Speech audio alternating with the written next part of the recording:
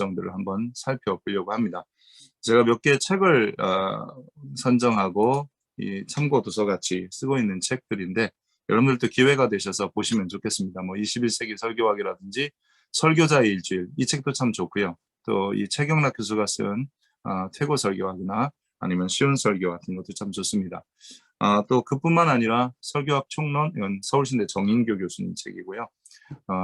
설교와 현대문화, 그리고 설교의 새로운 패러다임, 그리고 하나님 중심적 설교, 김차원 교수님이 성경적 설교의 원리와 실제, 이건 주승준 교수, 그리고 설교와 설교 환경, 이건 성결대학교 오현철 교수가 쓴 책입니다. 그리고 교회를 세우는 설교 목회, 이건 이승진 교수, 실천신학대학원에, 그리고 청중의 필요를 채우는 설교 작성법이라고 하는 책을 제가 바로 이 책인데요. 이 책인데 이 책이 참 작은 책이지만 중요한 책이기도 하고 좋은 책이기도 합니다.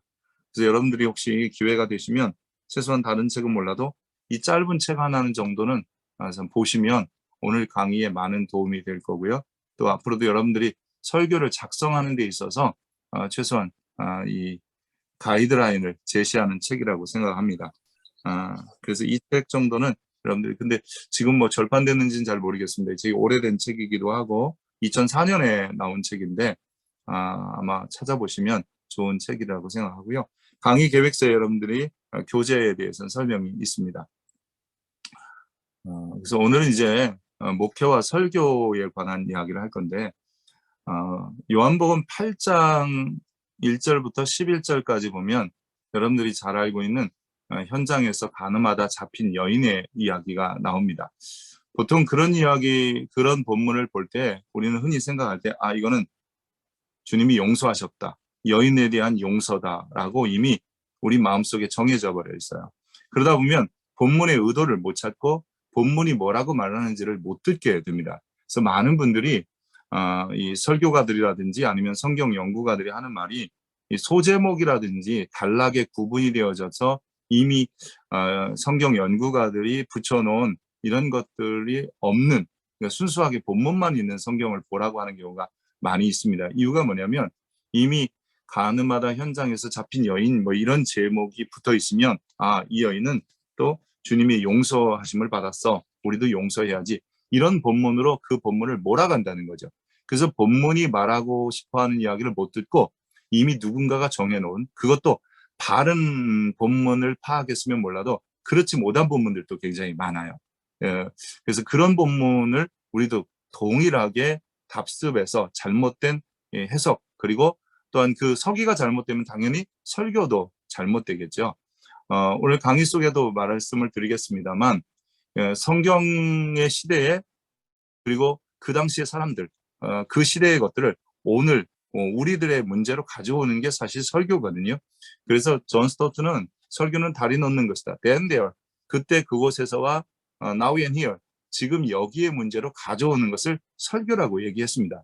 그렇다면 이 요한복음 8장 1절부터 11절까지 현장에서 가늠하다 잡혀온 여자에 관한 이야기를 볼 때 과연 무조건 주님의 용서라고 볼 것이냐? 사실 그렇게 보기보다는 오늘 본문 마지막에 보면 다시는 죄를 범하지 말라라고 하는 것으로 주님이 말씀을 맺고 있습니다. 그렇다면 이 본문은 죄를 용서하겠다는 것이 아니라 다시 죄를 짓지 말라고 하는 본문이라는 거죠.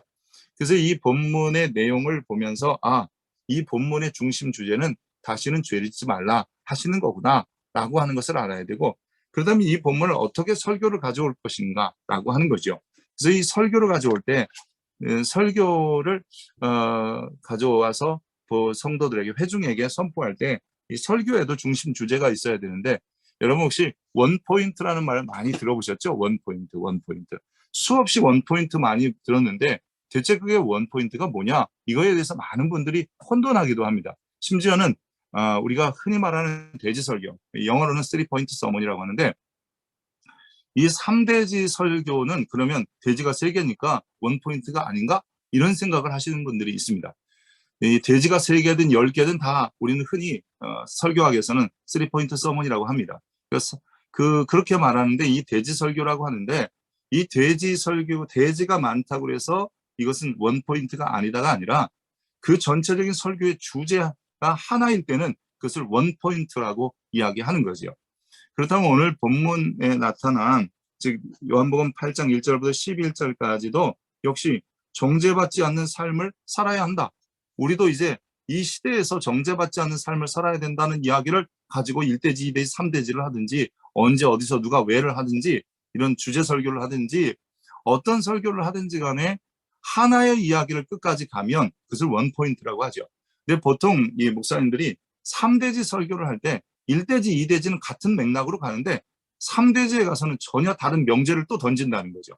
그래서 포인트가 2개나 3개가 되어버려요.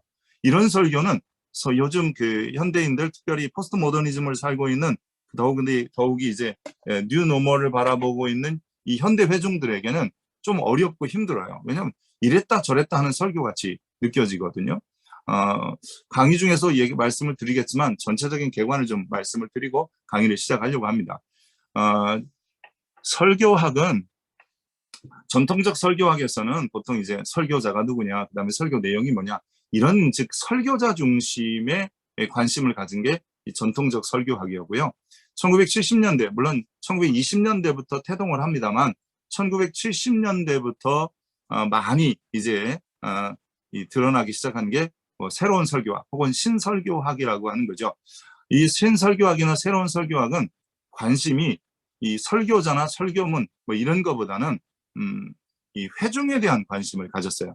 어떤 설교를 원하느냐, 또 저들이 어떻게 설교를 할 때 잘 알아듣느냐, 뭐 예를 들어서 반응이 좋으냐, 이런 것들을 얘기해야 되는데, 그래서 회중이나 감성을 얘기한다 그러면 이것은 신설교학 혹은 새로운 설교학자들이 하는 이야기입니다. 근데 1990년 이후에 이런 어떤 이 신설교학이 회중에 너무 관심을 갖다 보니까 잃어버려진 것도 있더라. 그래서 이 복고설교학이 또 등장하게 됩니다. 그래서 후기 신설교학이라고 하는데 이런 것들이 등장하면서 다시 이 설교의 본문이라든지 설교 내용에 대한 관심을 더 많이 갖게 되는 일들이 생겨진 것이죠. 그래서 요즘 우리가 이제 설교학을 공부할 때는 최소한 이 모든 것을 다 섭렵하고 좀 인지하고 있어야만이 좀 더 나은 설교자가 될 수 있다라고 이야기하는 겁니다. 자, 계속해서 요한복음 8장으로 다시 한번 가보면 이 여인이 죄를 짓지 말라, 이게 본문의 중심 주제이고 설교는 이렇게 지적질 받거나 아니면 꼭 찍어서 너는 그게 잘못이야 라고 하는 죄를 짓지 않도록 하자, 이렇게 만드는 것이 설교의 내용이어야 되고, 그러기 위해서 어떻게 살아야 되는지를 이 본문을 통해서나 아니면 이제 설교를 이곳저곳의 메시지를 갖다가 사용할 수 있습니다. 그리고 나서 설교는 분명한 목적으로 나가야 되는 거예요. 왜 이 설교를 통해서 성도들이 어떤 구체적 변화를 요청할 것이냐, 또 무엇을 요구할 것이냐라고 하는 목적이 있어야 되는데, 그것은 최소한 손가락질 받는 죄들이 있으면 그 불법들은 버려라, 이렇게 만들어야 되는 것이 바로 이 한편의 설교인 거죠. 자, 여러분, 그 설교 제가 지금 일방적으로 지금 강의를 하기 때문에 여러분들 소통이 어떻게 되는지 모르겠고요. 네, 한번 좀 들어보시고. 제가 혹시 말이 좀 빠른가요? 그렇진 않죠? 혹시 말이 빠르다 그러면 이렇게 손을 이렇게 들어서 말이 좀 빠르다. 괜찮다는. 약간 빨라요. 약간 빨라요? 네, 제가 사실 약간 빨라요. 이 석박사 과정에서 한 학기 하는 얘기를 여러분들하고 4시간 정도에 다 하려고 하다 보니까 저도 모르게 좀 급하긴 합니다. 여러분 설교를 크게 분리할 때 3가지로 분류한다는 거 아시잖아요. 첫째는 여러분 주제 설교라고 하는 겁니다. 이것은 다른 말로 뭐 제목 설교라고도 하죠. 그리고 2번째는 본문 설교입니다. 그리고 3번째가 강해 설교입니다. 이게 큰 설교의 분류입니다. 그 아류들 여러 분류들이 있지만 이것은 본문을 어떻게 다루느냐에 따라서 하는 분류가 이 3가지입니다. 저는 웬만하면 본문, 즉 성경 중심의 설교를 하기 원해서 이 3가지 얘기만 해볼게요. 보통 주제 설교 혹은 여러분들이 알고 있는 제목 설교는 한 본문을 가지고 전부 설교하는 것이 아니라 그 본문을 통해서 교차 본문들, 즉 텍스트나 인터텍스트나 뭐 이런 어떤 인프라텍스트를 전부 다 가져다가 설교하는 거죠. 즉 사랑이라는 얘기 하나를 하기 위해서 뭐 고린도전서 13장의 설교도 본문을 가져오기도 하고 요한일서 4장의 설교를 본문을 가져오기도 하고 또한 베드로전서의 본문을 가지고 사랑은 모든 뜨겁게 사랑하지니 사랑은 모든 허물을 덮는다. 이런 이야기를 하게 되는 것은 이것이 바로 주제 설교예요. 그러니까 성경 어디에 본문을 가지고 오더라도 하나의 주제를 설명하기 위해서 끌고 오는 것이요. 또 때로는 이 제목을 정해놓고 그 제목에 맞는 이 본문들을 가져오는 것을 우리가 흔히 이것을 주제 설교라고 합니다. 두 번째 본문 설교라고 할 때는 그 본문 그 자체를 가지고 그 안에서 다 해결합니다. 즉, 이 인터텍스트라든지 아니면 뭐 인프라텍스트를 가져오지 않아도 최소한 이 본문이 가지고 있는 텍스트가 갖고 있는 그 안에서 전체를 설명할 수 있을 때 그것을 본문 설교라고 하는 것이죠. 그러고 보면 본문 설교가 어떤 제목 설교 혹은 주제 설교보다는 훨씬 더 성경을 그 본문을 중심으로 한 설교가 되고 좀 더 좋은 설교가 되겠죠. 그런데 강해 설교는 이 본문보다 좀 더 큰 개념을 가지고 성경 전체 혹은 성경 각 권의 그 내용 속에서 하는 거기 때문에 좀 더 강해 설교가 훨씬 더 성경적이고 전체의 큰 개념을 깨뜨리지 않는 설교가 됩니다. 그래서 강해 설교를 우리는 흔히 최고 좋은 설교다 이렇게 말도 하고 이제 이야기를 듣게 됩니다. 근데 지금 저는 오늘 강해 설교에 대해서는 여러분들이 많이 공부를 하시고 배우셨기 때문에 이 강해 설교보다는 뭐 그렇다고 주제나 이런 본문 설교를 말씀드리려는 게 아니라 어떤 설교든지 준비할 때 이렇게 준비해야 된다라는 이야기를 여러분에게 말씀을 드리려고 합니다. 주제 설교든 본문 설교든 강해 설교든 말이에요. 실제로 이 목회자에게 있어서 가장 중요한 사역이 뭐냐라고 한다면 한마디로 말해서 그냥 설교다 이렇게 말할 겁니다. 이런 설문이 있었는데요. 목회사에게 있어서 설교의 중요성에 대해서 물어봤어요. 그랬더니 30대는 80% 이상이 목회자에게 있어서 설교가 제일 중요하다. 그 다음에 또 40대는 70%가 넘고요. 50대도 70%가 넘고 60대도 역시 거의 70%가 넘습니다. 뭐 굳이 정확히 얘기하면 83.3% 30대, 그리고 40대는 74.2%, 50대가 75.1%, 60대 이상의 목사님들에게 물어봤더니 74.6%더라라는 답이 나왔습니다. 중요하다가 최소한 평균적으로 75%고 그 비슷하게 그래도 그건 중요한 편에 든다라는 게 19.2%입니다. 그렇다면 최소한 95%의 목회자들이나 아니면 설교자들이 목회 현장에서 최고 중요한 것은 설교다입니다. 성도들이 교회를 선택하는 데 있어서 뭐 크고 가까운 교회 이럴 수도 있고요. 또 편하고 쉽게 다닐 수 있는 교회일 수도 있겠지만 대부분의 성도들은 하나님의 말씀에 감동이 되는 교회를 선택한다는 거예요. 그래서 목회자는 무엇보다도 설교에 사활을 걸어야 되고 설교를 잘하는 사역자가 되어야 됩니다. 아무리 뭐해도 설교를 잘하지 못하면 안 되더라고요. 저는 전에 필리핀에 선교사로 잠시 있었습니다. 뭐 선교사라고 말할 수는 없고요. 그냥 선교 훈련 받았고 선교 경험을 위해서 몇 년 동안 그곳에 있었습니다. 그곳에 가서 보면서도 느낀 것이 뭐냐면 이 설교를 영어로 하는 경우하고 따갈로그로 설교하는 거하고 전혀 감동이나 반응이 다릅니다. 현지인들도 영어를 잘한다 하지만 영어에는 반응이 없어요. 그리고 감동이 덜해요. 근데 따갈로그로 몇 마디 하면 훨씬 더 감동이 오고 뭐랄까요, 잘 알아듣습니다. 마치 찬양을 할 때 여러분들 우리 대부분 한국 분들은 다 그러잖아요.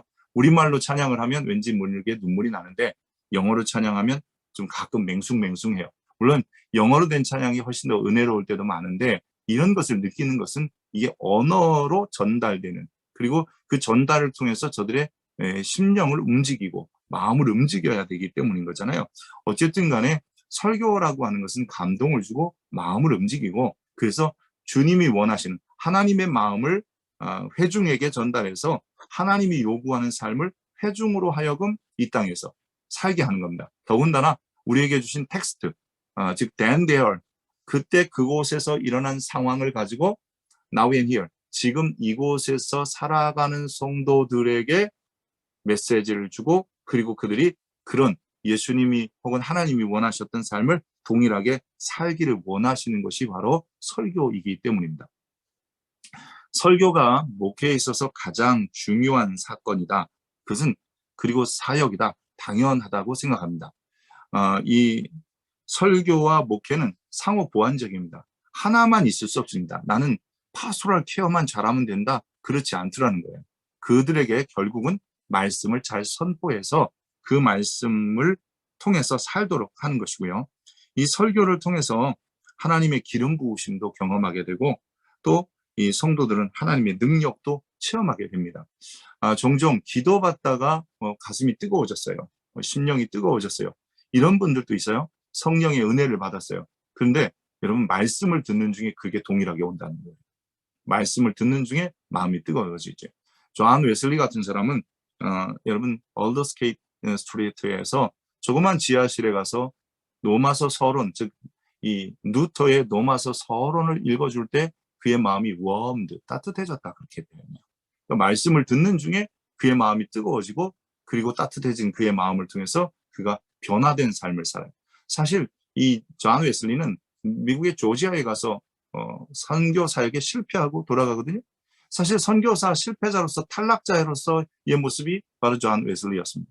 근데 그가 그 뜨거워진, 아니 따뜻해진, 웜드라고 했으니까 뭐 뜨거운 것은 아니고 그냥 마음이 따뜻해졌는데 그 따뜻한 그 설교도 이전에 루터의 로마서 서론을 읽어주는 때 그 마음이 뜨거워지고 아니 따뜻해지고 그 따뜻함으로 그가 변화되는 거죠.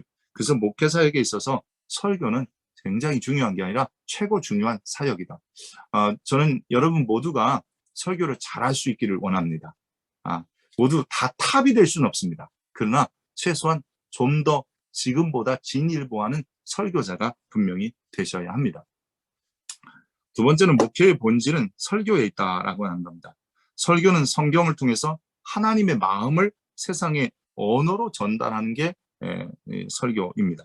그래서 이 영어나 이런 표현보다는 현지어로 설교하는 거, 공용어보다는 그들이 감동을 느낄 수 있는 그런 설교로 즉 전달하는 게 더 유익한 거죠.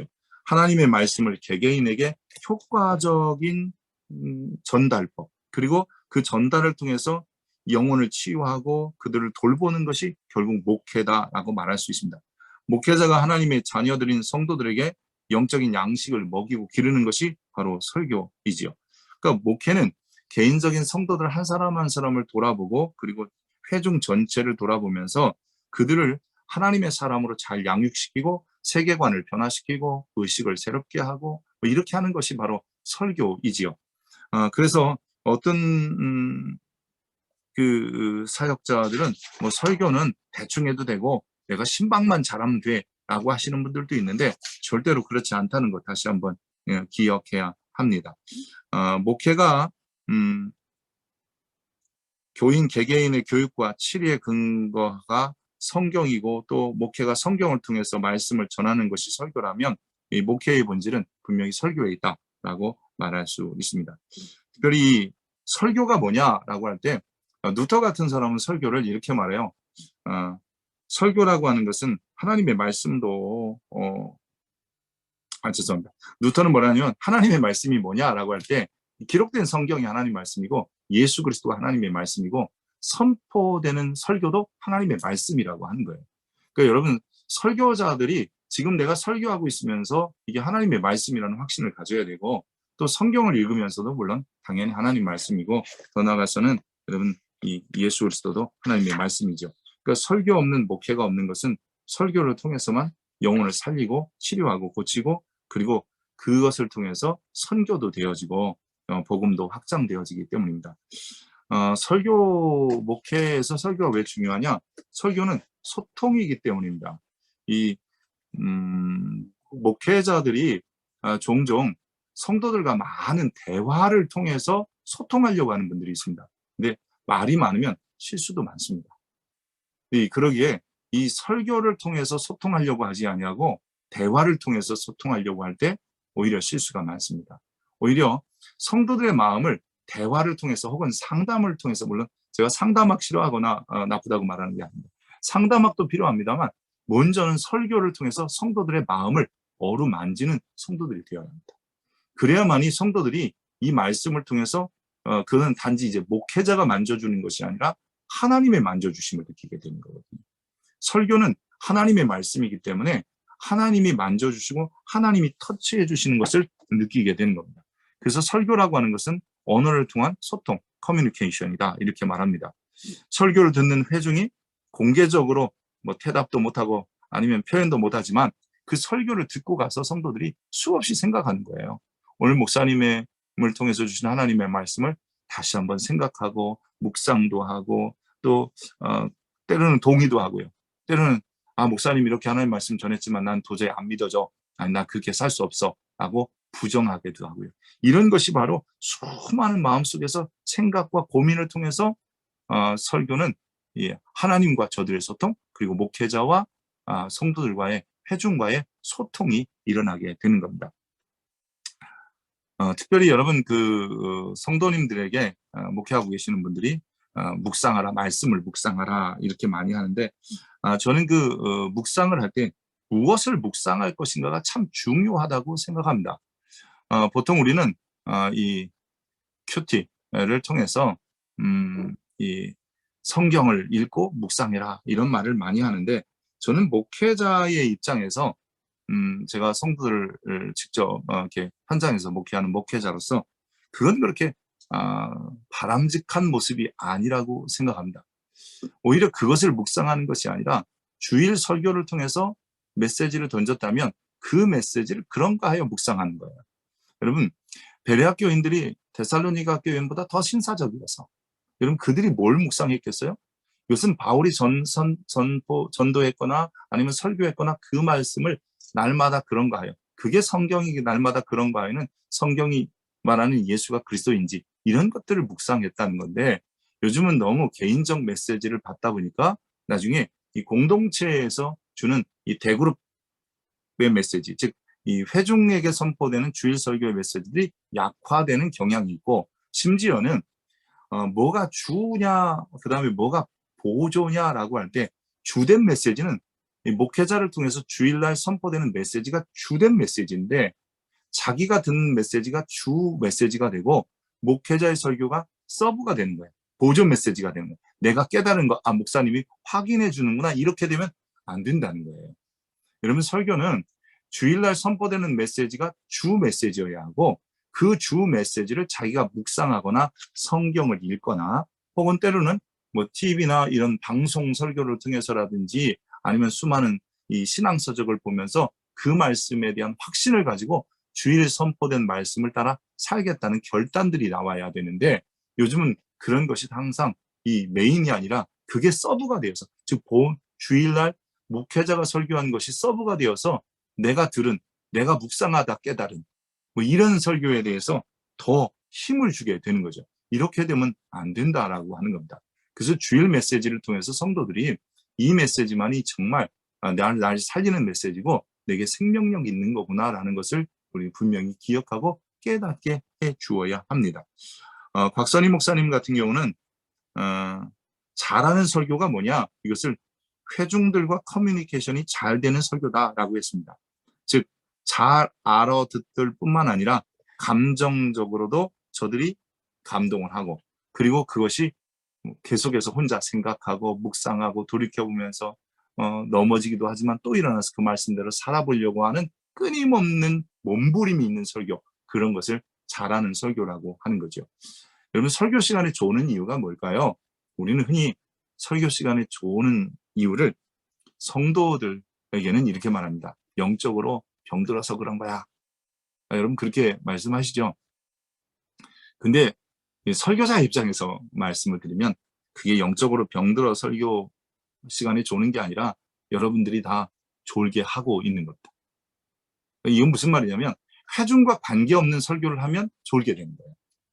그러니까 설교가 나쁘다는 게 아니라 지금 내 회중이 어떤 니드가 있는지를 잘 모르는 거예요.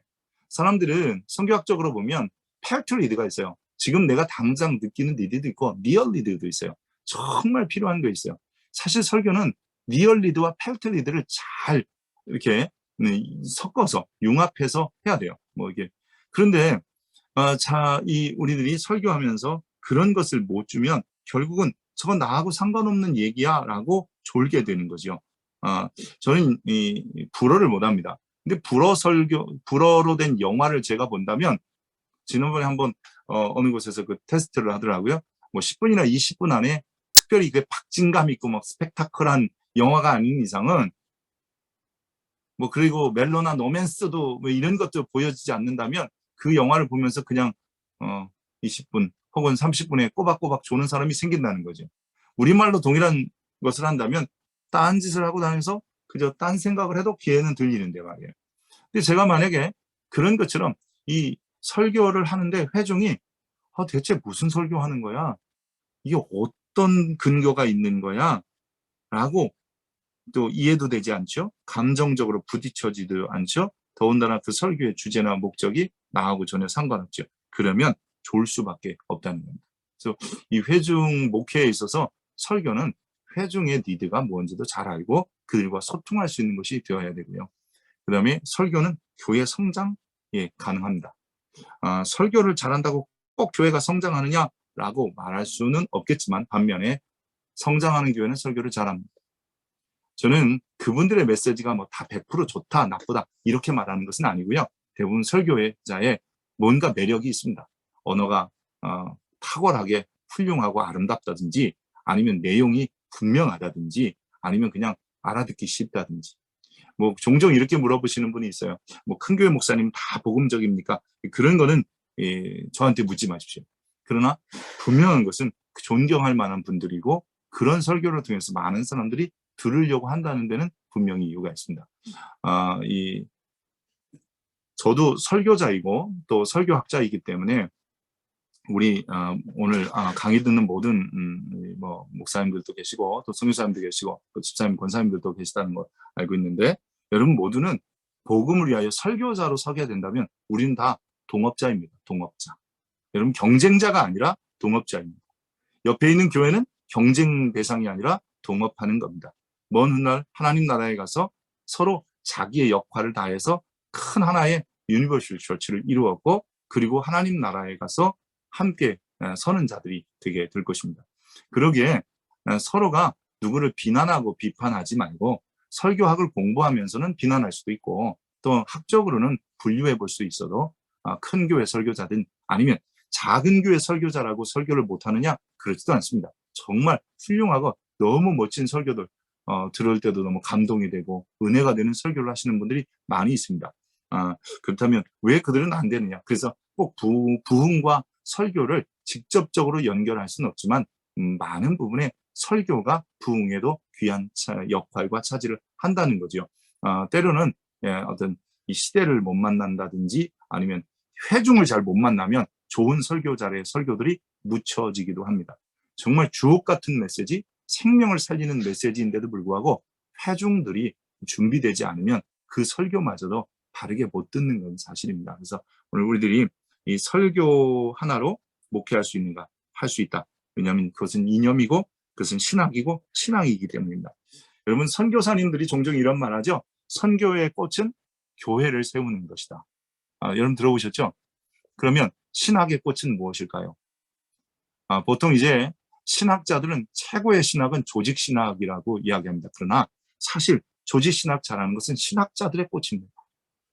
근데 설교자들 입장에서 보면 여러분 설교자 입장에 보서 신학의 꽃은 설교를 잘하는 겁니다.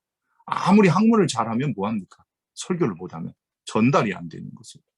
오늘 이 시간도 마찬가지입니다. 제가 여러분하고 이 강의를 시작하면서 얼마나 아카데미컬하게 갈 것인가 또 반면에 얼마나 프랙티컬하게 갈 것인가를 생각하면서 적당히 반반 해야 되겠다. 그렇지만 좀 더 프랙티컬하게 가려고 합니다. 왜냐하면 설교를 잘하는 설교자를 만드는 것이 더 중요하고 그러다 보면 이 메시지가 정말 중요하구나를 인식하게 되면 여러분들이 좀 더 공부를 하시게 될 거라고 생각합니다. 특별히 설교 속에는 바로 이 목회자의 목회관이 담겨져 있습니다. 그래서 목회관에 혹은 비전이 담겨져 있고요. 혹은 그 안에 세계관, 이 목회자의 세계관도 달려 있습니다. 성경을 어떻게 볼 것이냐. 여러분 성경을 볼 때 혹시 나는 구속자적 관점으로만 성경을 본다. 구속사적 관점으로 성경 보시는 분 한 손 들어보십시오. 구속사적. 네. 일단 다 들으셔야 될 텐데 나는 종말론적 관점으로 본다. 나는 언약적 관점으로 본다. 네, 나는 하나님 나라 관점으로 본다. 네, 안 드신 분도 있어요. 나는 그냥 열심히 본다. 뭐 그런 거예요? 나는 그냥 믿음으로 본다. 여러분, 이 성경에 굳이 사관이 필요하겠느냐라고 말하는지 모르지만 그게 바로 목회에 적용되는 겁니다. 예를 들어서 하나님 나라 관점으로 보시는 분들 중에 요즘 많은 분들이 이제 하나님 나라 관점으로 성경을 보게 되는데, 그것은 구원 그 이후의 삶을 굉장히 많이 강조하게 됩니다. 즉 내가 구원받았다면 그 이후에 어떻게 살아야 되는가라고 하는 것을 강조하게 되는 거죠.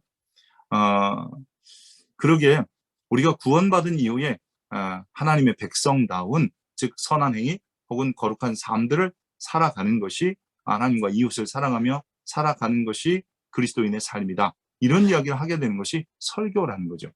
만약에 언약적 관점이나 심판론적 관점이나 혹은 구속자적 관점으로 보면 조금 더 이 적용점이 달라질 수 있습니다. 그래서 설교는 굳이 뭐 하나만 옳다는 것이 아니라 그렇게 목회자의 성경적 관점 혹은 목회자의 목회 철학이 설교 속에 다 녹아져 내려가기 때문에 설교도 교회 성장으로서 굉장히 중요한 사역이다. 또 설교는 목사의 인격도 담겨지게 됩니다. 여러분, 이게 참 중요합니다. 나는 겉으로 보이는 설교만 잘할 것 같지만 여러분, 우리는 영적 존재입니다. 그래서 강단에서 선포하는 설교자의 메시지, 단지 그거는 음성이 아니라 그 설교자 자체이어야 하고요. 사실 그 회중이 듣는 것은 소리를 듣는 게 아니라 설교자를 듣는 겁니다.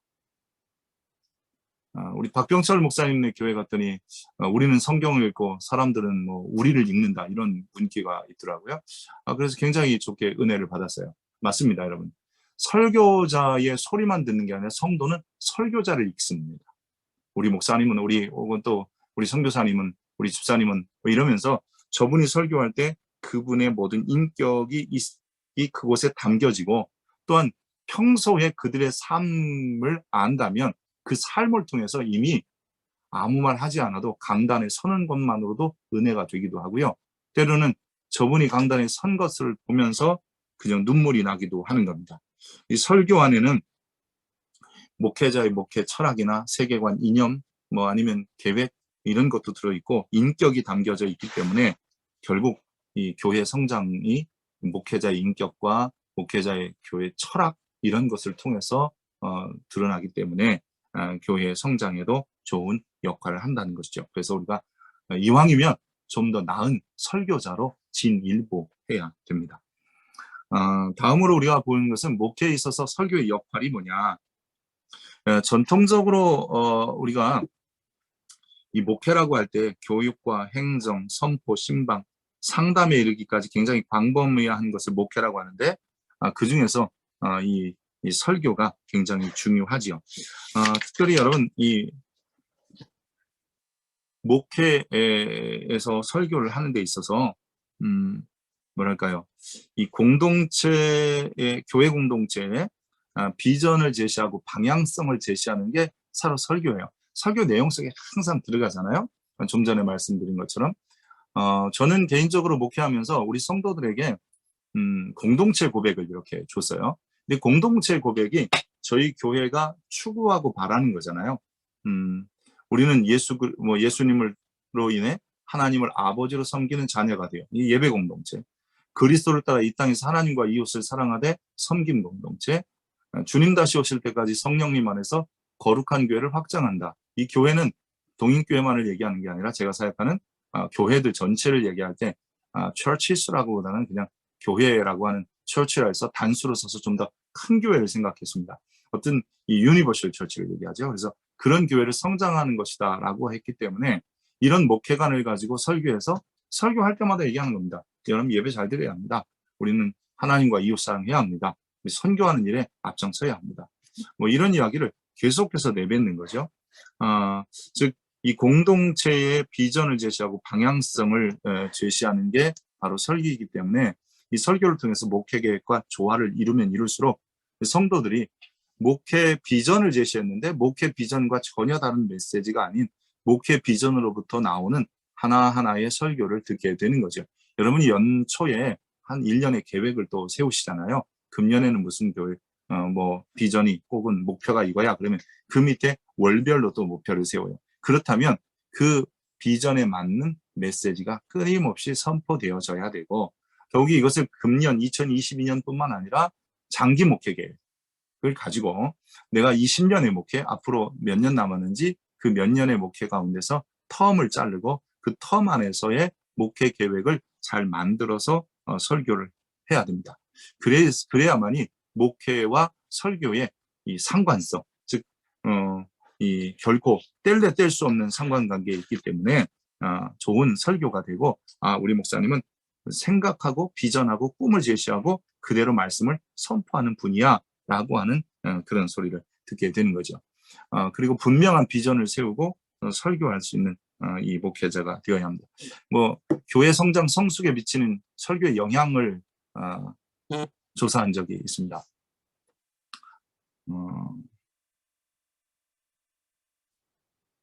이 조사에 보면 최소한 여러분 이게 한 400여 명 넘게 이 조사한 거예요. 총 500명 정도 되는데 500명 정도 되는 설교자들의 대답이 이래요.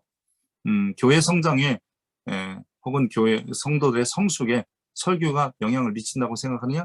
뭐 당연히 그렇죠, 여러분.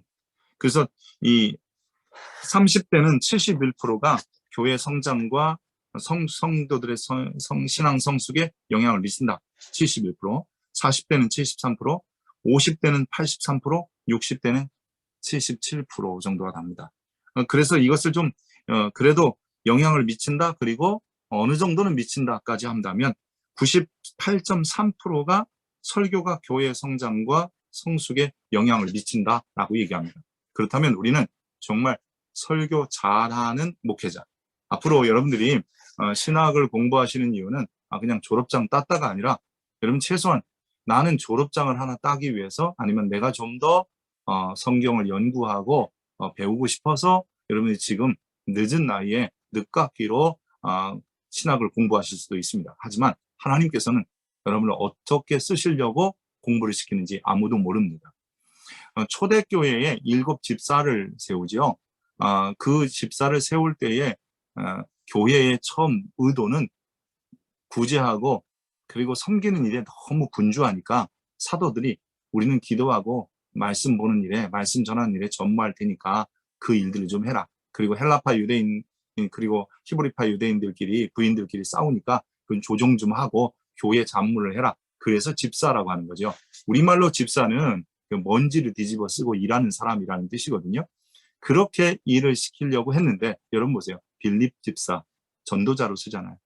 뿐만 아니라 계속해서 스데반도, 여러분 모습들이나 이런 것도 어떻게 그 사람이 갑자기 튀어나와서 설교자로 썼을까? 하나님은 우리를 이렇게 배움의 기회를 주셨다면 단 한 편의 설교라도, 그 한 편의 설교를 통해서 단 한 사람의 변화를 위해서도 우리를 지금 훈련시키고 교육시키고 있는 거라면, 우리는 최소한 좀 더 나은 설교자로 거듭나고 설교자로 세워지기를 힘써야 될 줄 압니다.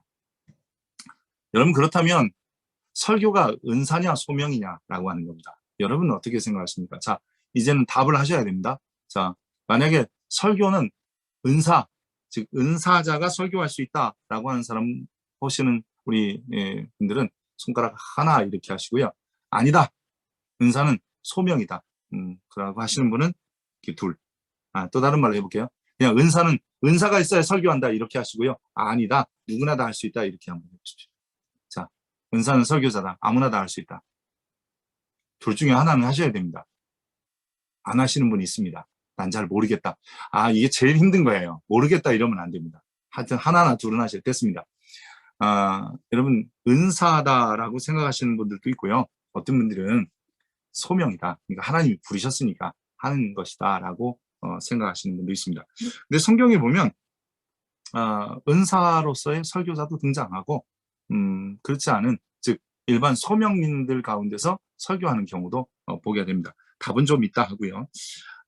이 목회의 위기가 오는 이유는 뭐냐면, 사실 설교가 안 되면 목회 위기가 옵니다.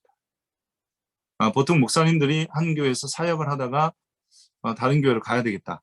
이렇게 하시는 분들은 뭐 여러 가지 형편 이런 거 말고요. 그 중에 하나가 설교에 대한 부담이 크다는 거예요. 그래서 교회를 옮기시거나 이렇게 바꾸시는 분들이 제 주변에도 있는 것을 종종 보게 됩니다. 한 5년 혹은 뭐 7년 정도 설교하면 도저히 설교할 게 없다. 근데 여러분, 우리가 아는 바와 같이 하나님의 말씀에 설교가 5년 정도, 7년 정도만 되겠어요? 최소한 성경이 기록된 지가 여러분 잘 아는 것처럼 BC 1500년경에 모세오경이 쓰여지기 시작해서 AD 100년까지 신약성경이 완성될 때 최소한 구약성경은 1100년 가까이 쓰여지거든요.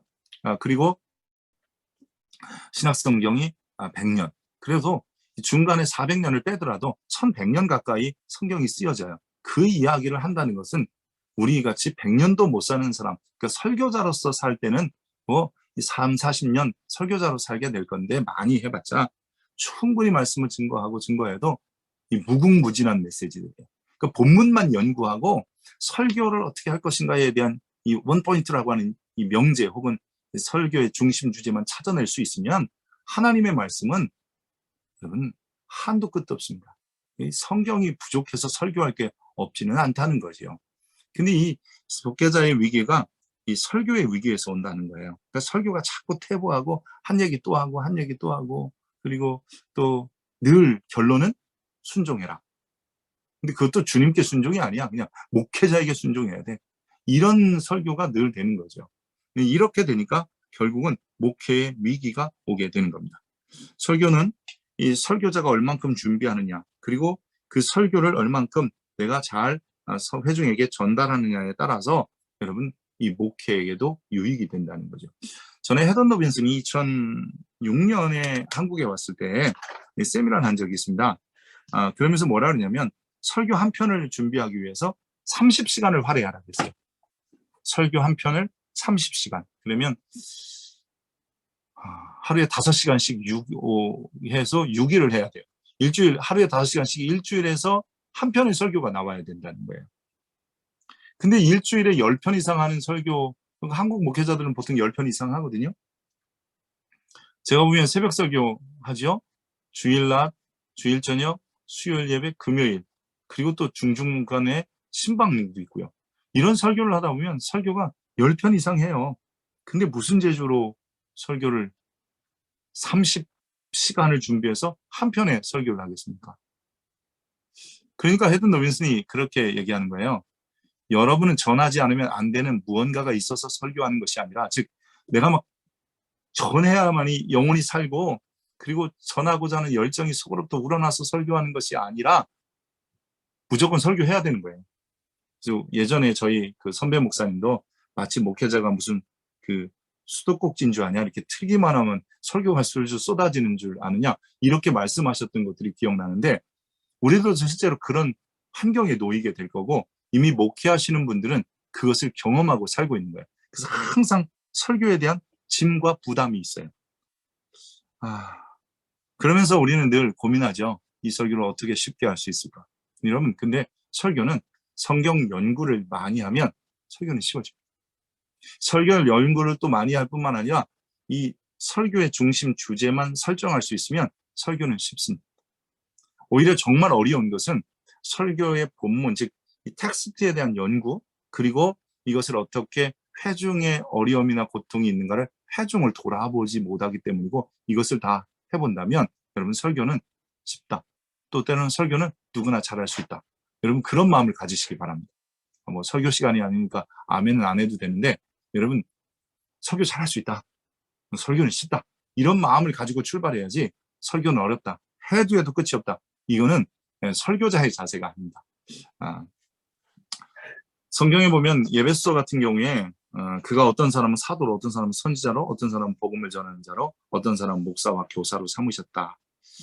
뭐 고린도전서에도 보면 사도, 선지자, 교사, 또 능력 행하는 자, 병 고치는 자, 서로 돕는 자, 다스리는 자, 각종 방언을 말하는 자, 뭐 이렇게 이야기하면 목사도 부르심을 받은 자기 때문에 은사로서의 모습도 있습니다. 하지만 만약에 설교가 은사라고 한다면 은사는 은사자에게 맡겨야 됩니다. 맞죠, 여러분? 병 고치는 은사가 있으면 그 사람에게 환자를 데리고 가는 것처럼, 그래서 설교는 은사이기도 하지만 꼭 은사라고 말할 수 없는, 누구나 설교자로 부르신 소명을 느껴야지, 그럼 나를 설교자로 부르신 소명을 느껴야지 은사자, 설교의 은사자로 불렀다고 생각하지 마십시오. 그런 사람이 혹 있더라도. 예를 들어서 빌 하이벨스 같은 사람은 이런 생각을 했대요. 자기가 설교의 은사자인가를 생각해 봤더니 자기가 설교의 은사자가 아니더라는 거예요. 그러니까 설교를 보편적으로 설교하는 거지 그렇게 대단한 설교의 은사자가 아니다. 그래서 빌 하이벨스는 자기의 은사는 뭔가 생각해 보니까 자기는 리더십이다. 그래서 리더십이 자기의 은사이고 설교는 그 리더십보다는 덜한 은사다. 그래서 세 번째가 설교의 은사? 그래요. 두 번째가 가르치는 은사? 그러니까 첫 번째가 리더십, 두 번째가 가르치는 것, 세 번째가 빌 하이벨스가 자기 생각할 때 설교더래요. 그래서 그것을 발견하고 난부터 설교를 독점하려고 하지 않았다는 거예요. 더 잘하는 설교자가, 즉 부교육자들이나 동역자들에게 있으면 설교할 수 있는 기회를 주기 시작했다는 거예요. 오늘날 목사님들이 부교육자들이나 이런 분들하고 설교를 공유하시는 분들도 있고요. 또 어느 분들은 자기가 최고의 설교자이기 때문에 자기만 설교해야 된다 이렇게 생각하시는 분들도 있는데, 이게 만약에 은사라면 내 주변에 나보다 더 나은 은사자를 들어 쓸 수 있어야 합니다. 드보라가 전쟁에 나갈 때 사사에 있을 때 그는 자기가 나가지 않잖아요. 바락을 불러서 전쟁에 임하게 하는 것을 볼 수 있습니다. 그래서 누가 더 은사자냐라고 하는 것, 즉 전쟁의 전문가는 드보라가 아니었다라고 하는 거죠. 재판의 전문가는 드보라였을 겁니다. 자, 그렇다면 우리가 내게 설교의 은사가 주어졌는지 점검하고, 내게 설교의 은사가 없다면 설교의 은사가 있는 사람들에게 설교를 좀 맡길 수도 있어야 되고, 이제는 동시에 우리는 내가 어떻게 하면 좀 더 설교를 잘할 수 있는 사람이 될까를 생각해서 자꾸 노력하고 연구해 내야 합니다. 장경동 목사님 같은 경우는 설교를 잘하기 위해서 최소한 뭐 그분이 설교를 잘한다, 내용이 좋다 이런 얘기는 지금 우리는 수업 시간이니까 하지 말자고요. 그러나 최소한 그분이 설교를 잘하는, 우리는 흔히 이 설교 잘하는 사람들을 이렇게 표현하면 안 좋아하긴 하는데, 굳이 표현하면 말쟁이. 그러니까 설교는 말로 하는 거기 때문에 말쟁이가 돼야 되는 거예요. 말로 설득을 잘해요. 거기에 하나님의 마음을 싣고 우리의 비전과 그리고 성도들의 니드를 파악해서 선포하는 게 설교잖아요. 그러니까 이런 말쟁이가 잘 될 수 있었던 이유가 뭐냐고 하면, 그분은 그래요. 2000편의 설교, 그것도 테이프를 가지고요, 녹취했답니다. 여러분, 설교 테이프 2000편, 2000개를 녹취했다? 이게 시간이 얼마나 걸릴까요? 하나 듣는데 1시간 걸릴 텐데 그것을 다 녹취하려면 최소한 5시간, 10시간 걸렸을 거라고요. 예전에 이분이 할 때는 지금처럼 금세 뒤로 돌렸다, 앞으로 돌렸다, mp3가 있는 것도 아니고 천천히 가게 하는 것도 아니고 그저 별로 좋지도 않은 카세트 테이프에 꽂아서 앞으로 돌려가면서 녹취했다는 거예요. 2000편, 그러니까 그는 수많은 설교를 수없이 들었다는 거예요. 그러다 보니까 자기도 어쨌든 말을 잘하는 설교꾼이 되는 거죠. 곽선희 목사는, 여러분, 곽선희 목사님은 설교를 많이 들었다는 거예요. 좋은 설교자들의 설교를 수없이 들었대요. 그랬더니 그 설교를 듣는 중에 이 하나님의 뭐 감동도 오고, 또 나도 이런 감동을 줘야 되겠다 이런 마음도 들었다고 합니다. 보통 내 설교가 최고 좋아서 다른 사람 설교 안 듣는 설교자들이 종종 있습니다. 또 이재철 목사나 김서택 목사 같은, 아니면 헤든 로빈슨 같은 사람은 한 편의 설교에 사활을 걸어라 뭐 이런 마음을 가지고 설교를 준비한다고 합니다. 그러기에 설교는 은사이지만 은사 아니어도 최소한 설교는 보편적으로 잘할 수 있다라고 하는 것을 여러분 마음속에 새기시기 바랍니다. 설교자의 위기. 그럼 왜 설교자들이 중간에 설교하다 낙심하게 되느냐? 어떤 일을 하다가 슬럼프가 오게끔 되어 있어요.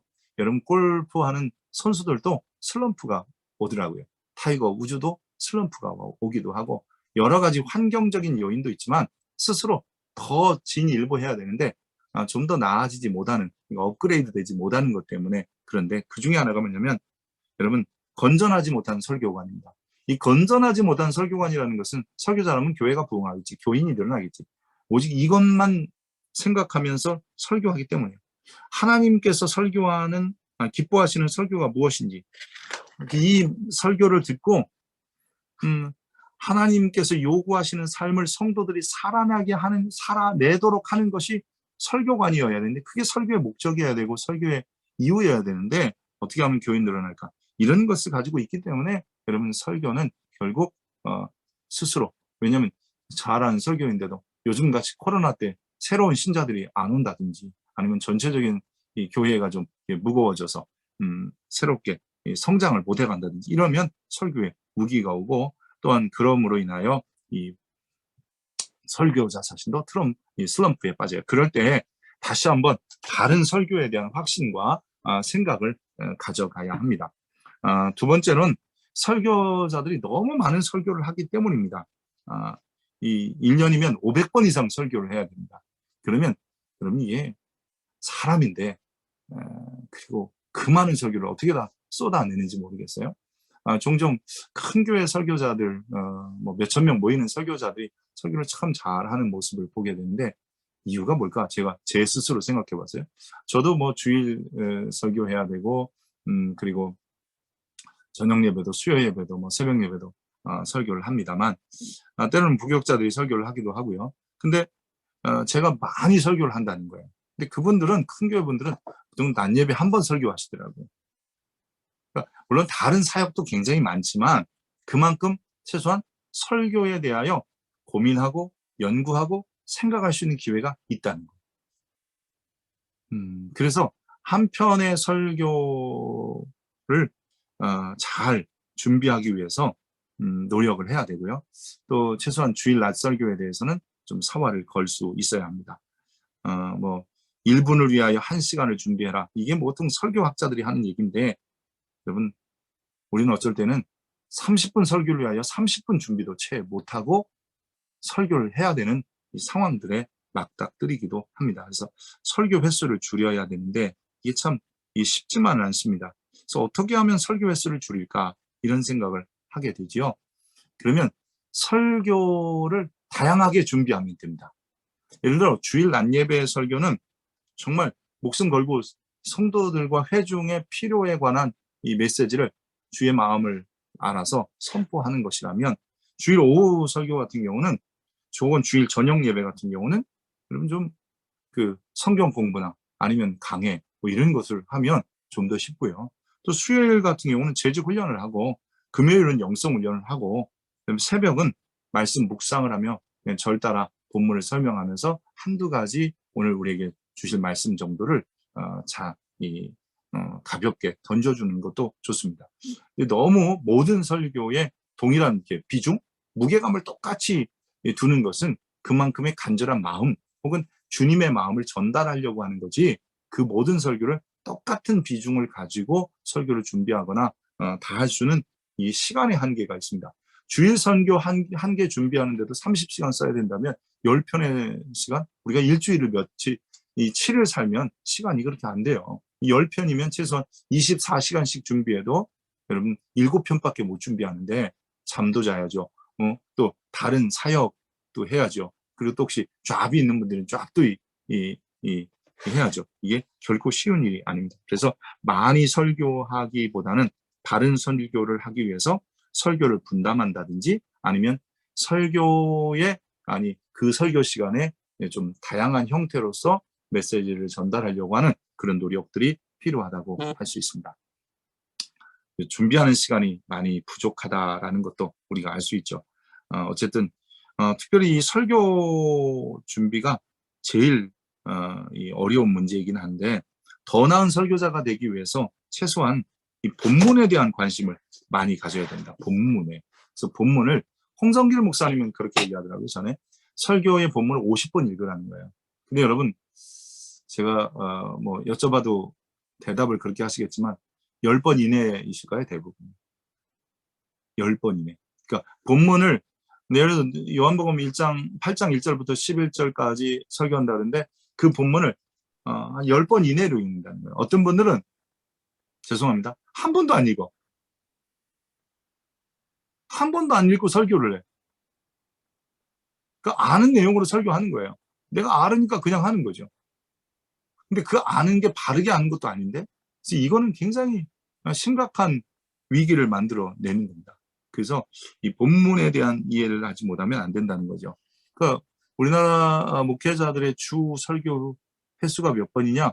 거의 여러분 최소한 8번이 넘는다는 거예요. 전체로 보면 9번 가깝고요.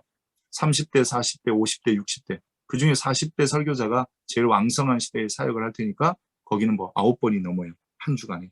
이렇게 많은 설교를 해야 되는데 얼마나 힘들겠어요. 그러다 보면 이 도저히 설교가 너무 안 되니까 우리가 도저히 안 된다 그래서 이제 방법을 하나, 대안을 찾는 게 모방설교죠. 모방설교. 여러분 모방설교 많이 들어보셨죠? 모방설교. 한번 여기서 OX가 아니라 뭐 맞다 틀리다 아니다 뭐 한번 해보죠. 여러분 모방설교 해도 된다. 그러니까 남의 설교를 해도 된다 하시는 분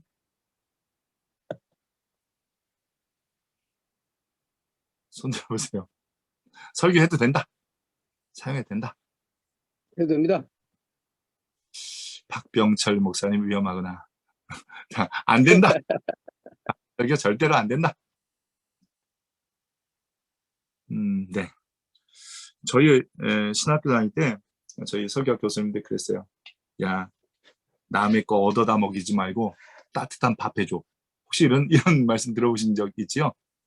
그럴 때마다 저희 같이 공부했던 분 한 분이 뭐라 그랬냐면 선밥 먹이는 것보다 잘 익은 밥 먹이는 게 더 좋아. 그렇게 얘기했던 기억이 납니다. 사실 이 모방 설교에 대해서 많은 분들이 찬반 논란이 있기도 하고 하지 말자 해도 된다 뭐 이런 이야기를 합니다. 그래서 저는 개인적으로 보면 최소한 이것이 제가 강의록에도 잠깐 썼습니다만 대독설교, 남설교 그냥 읽어주는 거 이런 설교가 아닌 이상은 좋은 아이디어나 이슈를 가져오는 데 있어서는 괜찮은 방법입니다. 여러분 보통 처음 설교를 배울 때 시작하는 겁니다. 근데 이게 10년, 20년 목회를 했는데도 이러면 안 되겠죠. 제가 아는 분 한 분은 설교 준비를 어떻게 하냐 그랬더니 설교 준비의 가장 큰 도구는 컴퓨터래요. 다시 말해서 인터넷이에요. 그리고 그걸로 준비하고 대신 강단에 올라가서 열심히 한 서너 시간 기도하고 설교를 한대요. 그거는 전도사 때 혹은 막 설교를 배울 때 아직 어떻게 설교를 해야 될지 모를 때 모방 설교 괜찮습니다. 하지만 내가 성경을 연구하기 시작하면요. 때로는 즉 이 설교의 패러다임이 잘 안 맞아요. 다시 말해서 내가 갖고 있는 인식체계와 이 설교자가 갖고 있는 인식체계가 잘 안 맞을 수 있고 설교 상황이 안 맞아요. 우리 성도들은 다 시골교회 할머니 할아버지들밖에 없어요. 예를 들어서요. 근데 이 설교자는 지금 새파랗게 젊은 20, 30대 청년에게 한 메시지야. 근데 내가 읽으니까 너무 감동적이야. 그 말씀을 그대로 가져온다고 해서 성도들이 할머니 할아버지들이 은혜를 못 받는다는 건 아니지만 그런 것이 다를 때는 조금 어색한 거예요. 그러나 그들에게 그 청년들에게 한 이슈 그리고 그 메시지를 잘 가져와서 끌어와서 내 말로 변화되고 내가 인식하고 내가 은혜 받고 그리고 그것을 바로 전한다면 여러분 그것만큼 좋은 게 없어요. 최소한 좋은 모델을 찾아서 또 교회가 성장되기 위해서 그리고 본받고 싶은 설교자의 설교들을 잘 만들어서 설교하는 것은 굉장히 지혜롭고 좋은 모습입니다. 그래서 여러분들이 기억해야 되는 것은 무조건 모방 설교 안 좋다 그러지 마시고 모방 설교를 통해서도 메시지를 전할 수 있다. 뭐 이런 거 좀 기억하셨으면 좋겠고요. 국내에서 이 은퇴하신 분들을 보면 뭐 이동환, 곽선희, 조용기, 하영재, 오카눔, 김상환 목사님들이 우리나라 목회자들이 본받고 싶은 목회자라고 선정한 분들이에요. 또 외국 분들에 보면 뭐 빌리 그레함이라든지 찰스 스윈돌, 찰스 스탠리, 존 메가더, 바비 브라운, 바바라 브라운, 그다음에 데이빗 제레마이어 이런 분들을 많이 좋아하는 설교자들이더라고요. 어쨌든 간에 그래도 지금까지 최고의 설교자로 찝은 사람이 빌리 그레함입니다. 근데 빌리 그레함의 설교를 여러분 듣고 보셔도 알겠지만 빌리 그레함은 이 성경 본문을 인용하는데 그게 많이 없어요. 한 39절도 안 돼요. 그래서 39절 정도로. 지금 그 PPT 막 찍고 이러고 그러지 마세요. PPT 다 올려드리겠습니다. 그리고 여러분들에게 제가, 물론 이게, 교재가, 학생용 강의 아니고요. 제 그 강의 교환은 요보다 조금 더 있습니다만, 어쨌든 이것도 드린 것처럼 PPT도 다 드릴 거고요. 제가 강의를, 석박사 강의를 할 때는 제 강의록을 그대로 다 줍니다. 왜냐면, 그래야 저도 다음에 그 강의록 잘 안 쓰고요. 두 번째는, 석사나 박사 과정하신 분들은 어디 가서 강의하시게 되면 조금만 수정해서 강의할 수 있어야 된다고 저는 생각을 하거든요. 그래서 그런 것 때문에 강의록을 드리고 이 PPT도 공유하도록 그렇게 하겠습니다. 그래서 그런 부분은 대신 뭐 여러분들이 제가 여러분에게 드린 건데 여러분들이 막 이 온갖 세상에 다 이렇게 돌려야 되는 사명감을 가지시고 또 이곳저곳에 다 돌려서 나중에 어느 분이 저한테 제 자료를 가져와서 귀한 자료 받았다고 전에 그런 분이 한 분 있어요. 그러고 보니까 제 자료더라고요. 제가 막 웃었는데 그러지만 않기를 바라고요. 예, 여러분들이 지혜롭게 잘 사용하셨으면 좋겠습니다. 어쨌든 이 정장복 교수님 같은 경우도 모방선교, 최소한 대독설교라든지 아니면 녹음기 재생하듯이 그냥 보고 읽는 이런 설교가 아니라 정말 잘 준비되면 모방설교도 유익하다라고 이야기를 했습니다. 그래서 모방설교 할 때는 설교를 배우려고 할 때 시작하는 거고요. 처음에는 이렇게 하시면 됩니다. 제가 볼 때는 주일이 한 달에 4번 있으면 이 4번 중에 내가 한 편 설교를 무슨 일이 있어도 준비해야 됩니다. 그리고 처음에는 한두 편 정도는 여러분 그 모방 설교 시작하시다가 목회를 한 2, 3년 지나면 최소한 2편은 내가 하고요. 한 4, 5년 지나면 3편은 내가 하고요. 그리고 그거보다 더 한 6, 7년 지나면 4편 다 내가 설교를 준비할 수 있어야 됩니다.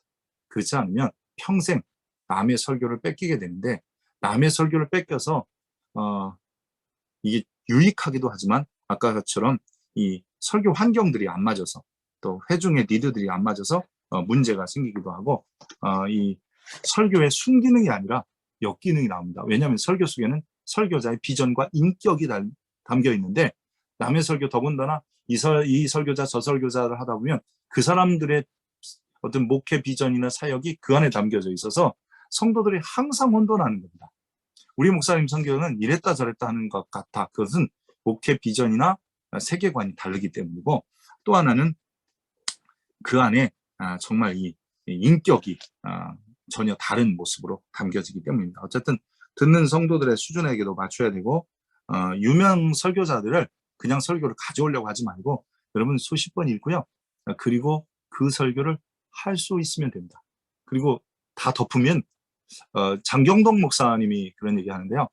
자기가 하는 말이 자기 말인지 아니면 어떤 설교자인지 몰라요. 왜냐하면 2000편의 설교를 녹취하다 보니까 이게 내 말인지 남 말인지 몰라요. 근데 그게 자기 말인 거예요. 저는 설교를 처음 배울 때 누구를 따라서 배울까 하다 설교자 한 분을 선택했는데 그게 곽선희 목사님이었습니다. 뭐 원치 않게 곽선희 목사님을 좋아서는 아니고 군에 있을 때 제가 신학교 졸업하고 군대를 갔는데 군에 있을 때 그분 설교집도 계속 어느 분이 보내주고 설교 테이프가 그 소망의 소리인가 그래서 군대 교회에 막 보급되는 거예요. 그래서 낮에 아무도 없을 때 그 교회에 크게 틀어놓고 저도 이렇게 회중석에 앉아서 성도들처럼 그 말씀을 계속 들었어요. 듣다 보니까 설교가 참 좋더라고요. 그래서 그분 설교집을 거의 다 샀어요. 그리고 이 전도사 할 때 한번 그 설교를 리메이크 해봤어요. 지금은 안 합니다. 절대 안 합니다. 근데 그런 설교를 가지고 설교하다 보니까 많은 것을 배우게 되더라고요. 어쨌든 유명 목사의 설교를 세밀히 분석하고 연구하고 또 자기의 것으로 만들어야 되며 설교의 주제, 목적, 제목, 전개 등에 대한 자기의 인지가 없는 한 그건 대독하는 거예요. 읽어주는 거예요. 감동도 없고 여러분 거기에는 반드시 문제가 생깁니다. 그리고 설교 전달 방법이라든지 설교를 위해서 기도하는 모습을 가지고 설교해야 합니다. 뭐 이런 얘기했고요. 이제 우리가 두 번째 강의를 한번 해보도록 그렇게 하겠습니다.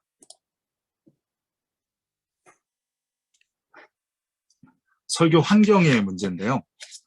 이 환경이라고 하는 것은 주변에 있는 모든 것들을 설교 환경이라고 하죠. 우리 설교가 문화와 동떨어질 수가 없습니다.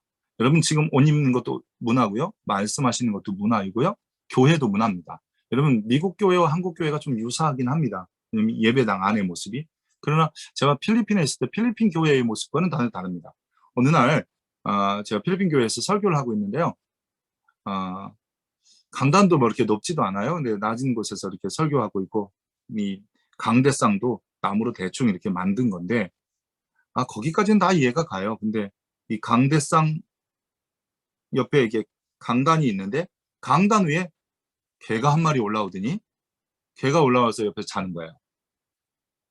여러분, 설교자로서 제가 한국 사람이잖아요. 어떻게 하고 싶겠어요?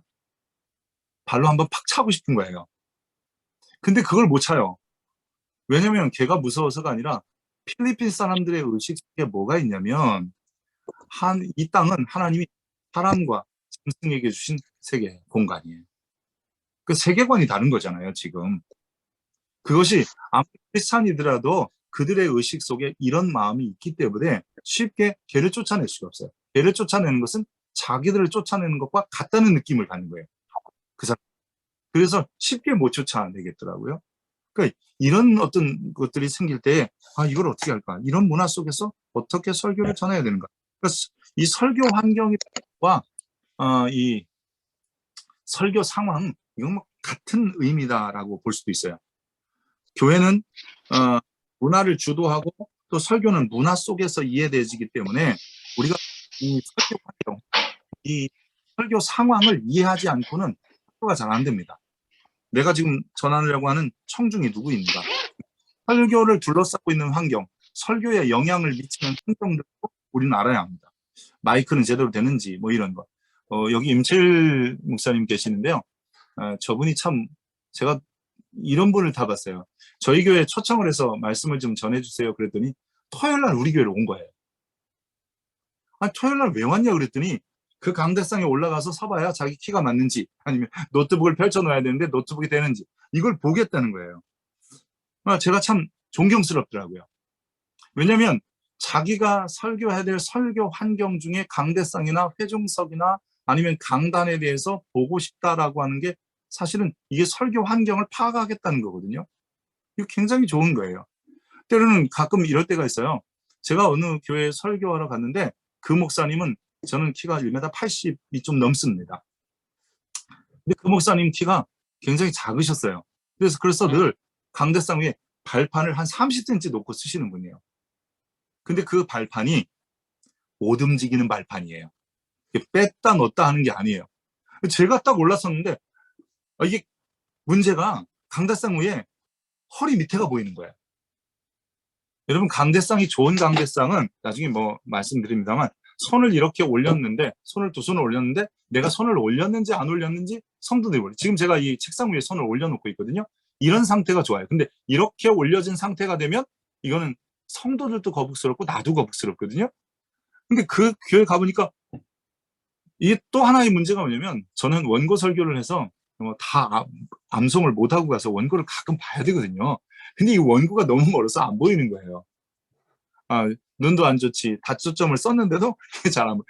원고를 이렇게 들고 할 수도 없고 굉장히 어려웠던 기억이 있습니다. 그러니까 여러분 이런 전체가 설교 환경이에요.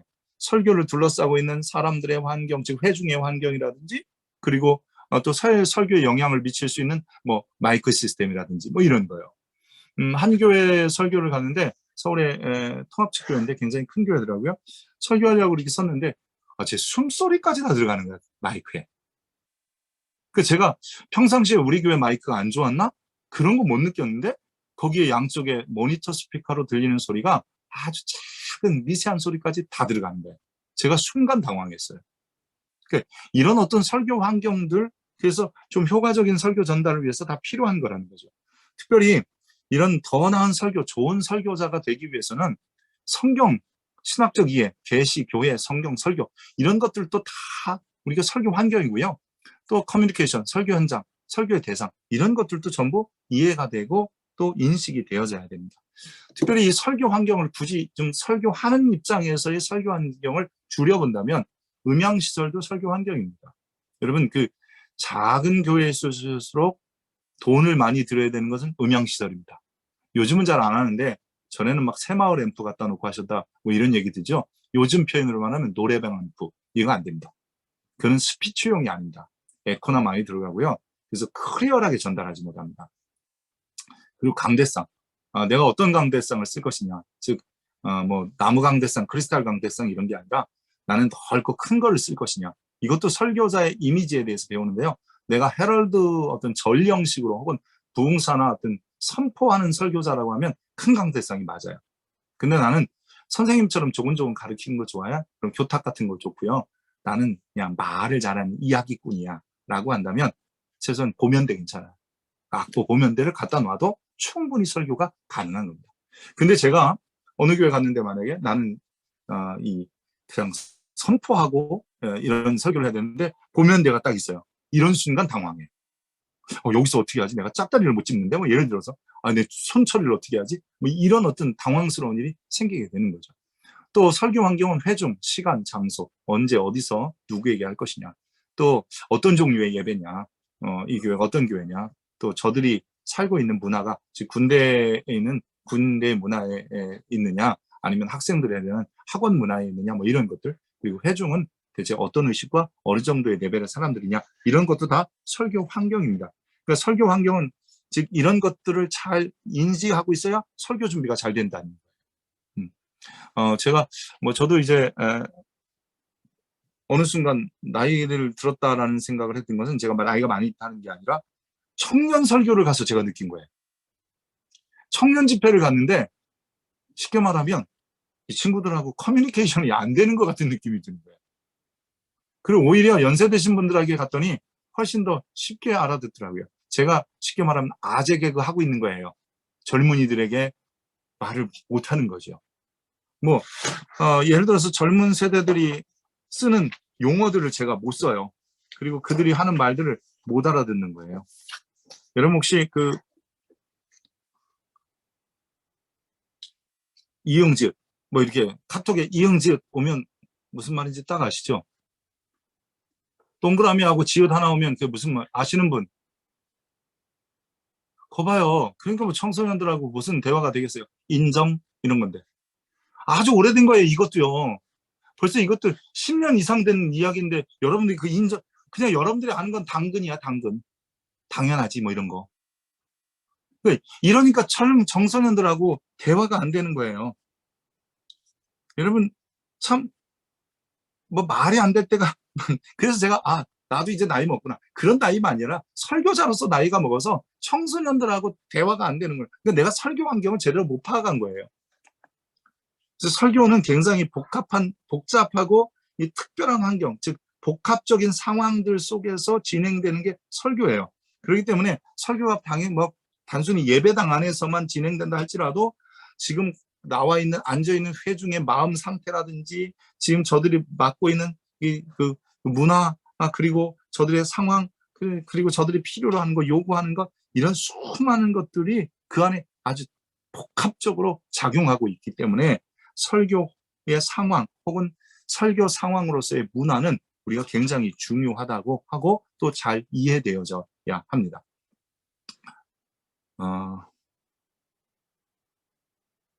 제가 몇 분까지 하고 쉬어야 되는 거죠, 박병철 목사님?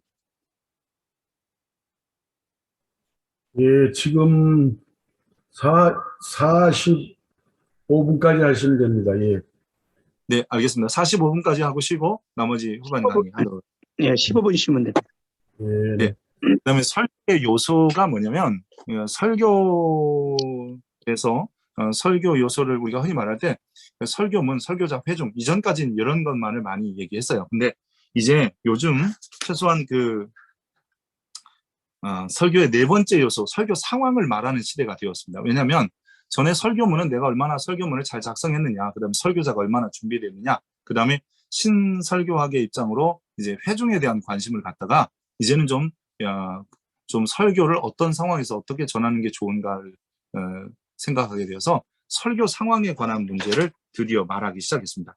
그래서 이 설교 상황이 어떤 상황이냐를 먼저 설교자가 인지하고 있어야 좀 더 효과적인 전달이 된다는 거죠.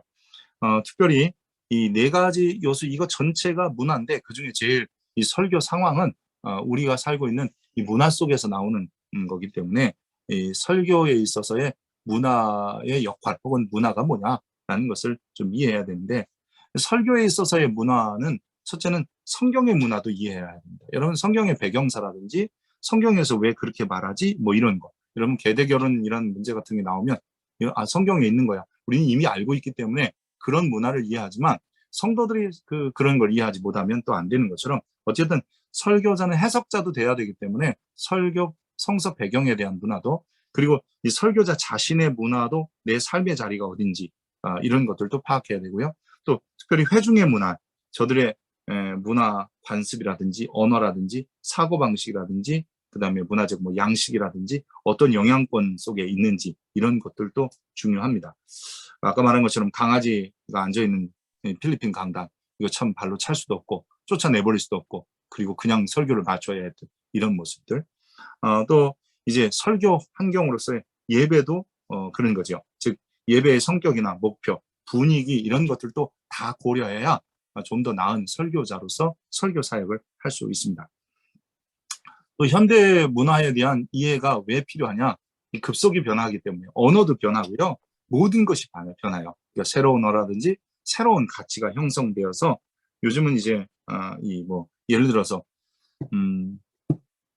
주 5일제라든지 아니면 이전에는 뭐 가부장적이다, 남존여비다 뭐 이런 얘기하면 요즘 큰일 나잖아요. 근데 연세 드신 설교자일수록 예전의 습관이나 관습 문화를 그대로 젖어서 그것만 옳다고 하는 경우가 좀 있다는 거지요. 그리고 청소년들 뭐에 대한 관심 아니면 뭐 주 5일제 그리고 X세대, N세대, Z세대 뭐 그다음에 뭐 예전에는 뭐 네티즌, 디지털 세대, 디카 세대, AI 이제는 이런 얘기하면 구시되고요. 메타버스 이런 이야기를 합니다. 여러분 메타버스가 뭔지 정도는 아셔야 설교가 되는 거예요. 요즘 젊은이들에게나 메타버스라든지 뉴노멀 하고 4차 혁명 시대 그리고 팬데믹 요즘 이제 우리나라에서 막 이 풍토병이라는 엔데믹 뭐 이런 말들도 좀 알고 그런 상황이 어떤 상황인지를 알아야 그들에게 설교한다는 거죠. 물론 이 현대 문화를 너무 빠르게 수용하면 즉 무분별한 수용이 되면 문제가 생깁니다. 예. 성경 가치가 경시될 수 있어요. 하나님의 말씀이 현대 문화에 오히려 뒤처지게 되거나 아니면 이렇게 뭐랄까요 말씀보다 문화를 더 앞세울 수 있는 뭐 이런 것들. 그래서 이 무분별한 수용은 편리성이나 물량적 풍부성이나 경제력이나 정치력이나 뭐 그런 영향력에 대해서 많이 생각하지만 문제는 말씀을 도외시하는 일이 생길 수도 있다는 거죠. 또 이 회중에 대한 소외를 가져올 수 있습니다. 왜냐하면 CCM이나 아니면 뭐 이런 것들을 너무 빨리 수용하다 보니까 못 따라가시는 분들도 있고요. 요즘같이 이게 이런 어떤 이 연령이나 아니면 신앙의 유형에 따라서 죄송합니다.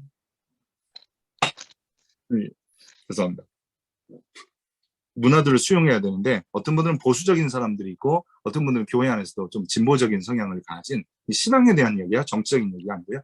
신앙적으로도 굉장히 보수적이고 어떤 분들은 신앙이 굉장히 개혁적인 분들이 있는데 뭐 또 이런 분들과도 갭이 문제가 생길 수도 있고요. 또 예를 들어서 뭐 교회 안에 피아노가 하나 들어올 때 교회 안에 풍금이 들어올 때 교회 안에 기타가 들어올 때 혹시 교회 안에 저 같은 경우는 드럼이 들어올 때 많이 망설였어요.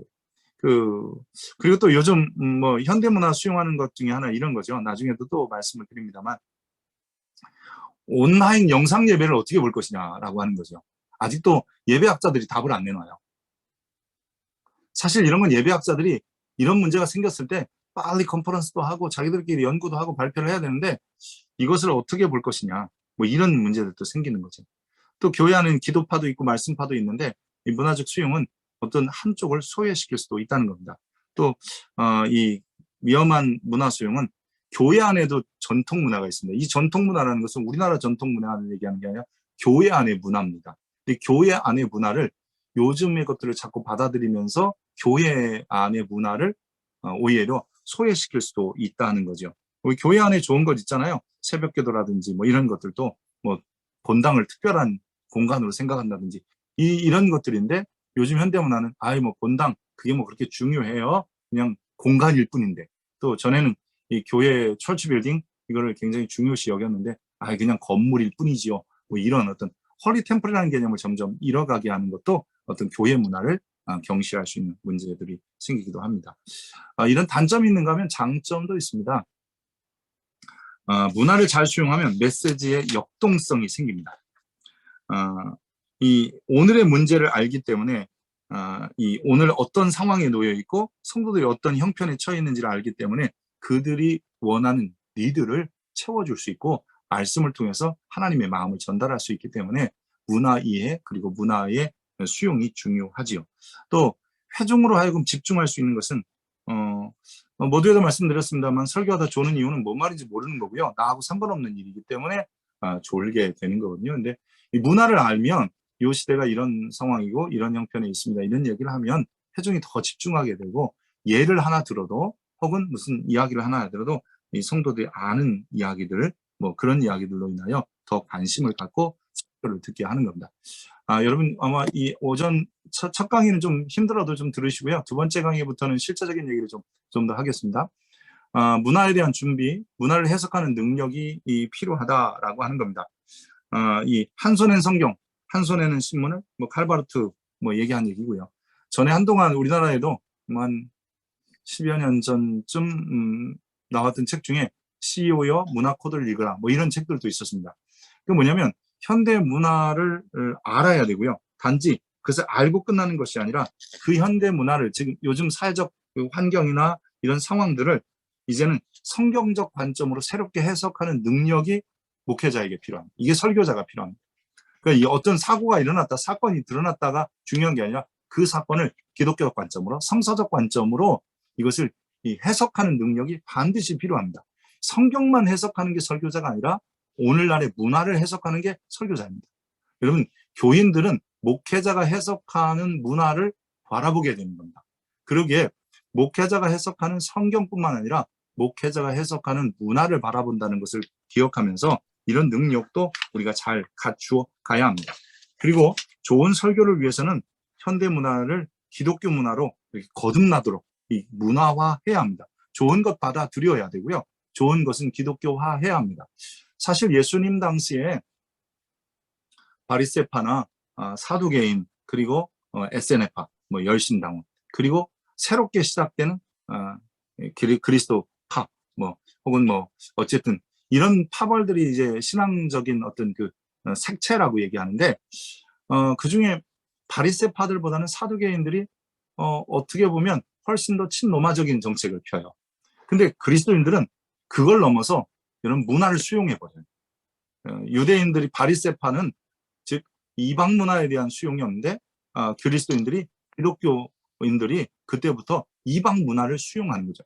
사도행전 15장을 중심으로 해서 완전한 변화가 일어나는 거잖아요. 율법, 할례, 아니다. 그거 하지 말고, 그거 얘기하지 말고 몇 가지 중요한 것만을 지적하면서 이것을 금하라고. 이 하나의 사건이 우리 신앙인들에게 지금 너무 많은 변화를 가져온 거고, 사실 우리가 지금도 그거를 누리고 있는 거거든요. 그래서 이 어떤 세상의 문화라고 무조건 나쁜 것이 아니라 수용할 수 있는 것을 기독교화하는 뭐 이런, 그래서 설교자는 세상의 문화를 기독교 문화로 대안을 제시할 수 있는 이런 모습도 필요하고요. 그리고 십자가의 본질을 결코 흐리지 않는 그런 설교자가 되어야 되고, 더 나아가서 이 문화 수용에 관하여 정말 많이 생각을 다시 해야 될 것들이 많아요. 그러니까 새롭게 시작되는 것. 예를 들어서 뭐 이런 표현 써야 되는지 모르겠지만 비대면 예배, 온라인 예배. 저는 그 표현 안 씁니다만 여러분들이 혹시 이해하실 것 같아서, 비대면 예배, 온라인 예배 이렇게 해서 말을 쓰면 안 됩니다. 그것은 기독교 혹은 교회 혹은 신학에서 용어 하나를 정의하려고 얼마나 많은 시간을 들이는지 몰라요. 여러분 이런 얘기 아시죠? 지상명령, The Great Commission. 이것을 지상명령이라고 할 거냐, 대위임령이라고 할 거냐. 사실 아직도 둘 다 같습니다. 지금 대체적으로 지상명령이라는 쪽으로 가지만 이것 하나도 더 그레이트 커미션을 어떻게 번역할 거냐에도 수많은 시간이 걸린 거예요. 또 여러분 신설교학, 새로운 설교운동, 여러분 계속해서 설교학 강의 시간에 들으셨죠? 이 용어도 지금 정의 안 됐어요. 그래서 신설교학이라고 할 거냐, 새로운 설교운동이라고 할 거냐, 새로운 설교학이라고 할 거냐. 아직도 이 용어 하나도 그 설교학자들끼리도 하나가 안 돼서 교차해서 쓰고 있어요. 근데 오랜 시간이 지나면 주류, 즉 제일 많이 쓰시는 분들에 의해서 하나로 정립이 될 거란 말이에요. 그런데 이 온라인 예배, 비대면 예배를 교회가 만든 용어가 아니에요. 기독교가 만든 용어가 아니고 신학자들이 만든 용어가 아니고 사회가 만들어서 교회에 넣어준 용어예요. 어떻게 그걸 그렇게 수용하는지, 빨리 수용하는지. 용어를 수용한다는 것은 그것을 수용했다, 그 사건을 수용했다는 거거든요. 그러기에 교회 공동체는 지금 온라인으로 송출되는 영상을 통해서 가정에서 혹은 직장에서 삶의 현장에서 예배하는 분들이 있지만 그런 용어들도 수용할 때 있어서는 정말 조심스럽게 수용해야 되는 거예요. 이게 문화 수용이라는 거거든요. 쉽게 수용하는 것, 그냥 가져왔으니까 됐어, 이런 것이 아니라는 거죠. 그래서 여러분들도 언어 표현에 굉장히 조심하셔야 되고요. 저는 뭐 대면 예배라는 말 저희 교회에서 안 씁니다. 그냥 성전 예배 혹은 가정에서 영상을 통해서 드리는 예배. 좀 길면 어때요? 그렇게 써야죠. 영어로 보면 보통 이 어떤 이 신학적인 용어, 우리말로는 굉장히 줄이지만 영어로는 굉장히 긴 것들이 많아요. 그러니까 그거 그렇게 중요하지 않아요. 좀 길게 쓰면 어떻고 풀어 쓰면 어떻습니까? 그러게 여러분, 문화 수용에 있어서도 조심해야 되고 또 그것을 좀 더 많이 고민하고, 목회자들이 다 대면 예배, 비대면 예배 썼기 때문에 성도들도 그냥 대면 예배, 비대면 예배, 크리스찬 신문에서도 대면 예배, 비대면 예배 다 그냥 무분별하게 나와요. 이건 참 아니라고 생각하죠. 설교 사역을 가장 힘들게 하는 게 뭐냐라고 하면 다른 사역이 많다. 그 다음에 제일 많은 것이 다른 사역이고요. 두 번째가 뭐냐면, 제가 두 번째 얘기를 하려고 해요. 두 번째가 뭐냐면 문화와 사회가 너무 빠르게 변해서 못 따라간다는 거예요. 근데 그게 생각보다 많아요. 보통 한 17, 8% 정도가 문화를 못 따라가겠다라고 얘기하고요. 그 중에 이 60대 이상이신 분들이 좀 더 많은 퍼센테이지를 차지하고 있습니다. 혹은 이런 것을 보면 이 문화가 최소한 설교 사역에 있어서도 중요한 한 부분을 차지한다는 것은 분명합니다. 그래서 여러분들이 이 시대를 잘 알고 문화에 따라서 문화 적응도 또 문화 수용도 잘해야 되는 거죠. 복음이라는 것은 교회를 통해서 사회 속에 선포되는데요. 교회가 사회 속에 있다는 겁니다. 아니, 교회는 문화 속에 있다는 겁니다. 그래서 이 교회에서 사회로 복음이 그냥 교회는 여기 있고 일방적으로 이렇게 전달되는 게 아니라 설교자도 사회 속에, 회중도 사회 속에 있는 사람들에게 설교하기 때문에 이 교회와 사회 혹은 이 문화라는 것을 잘 이해하고 생각해야 되는 거죠.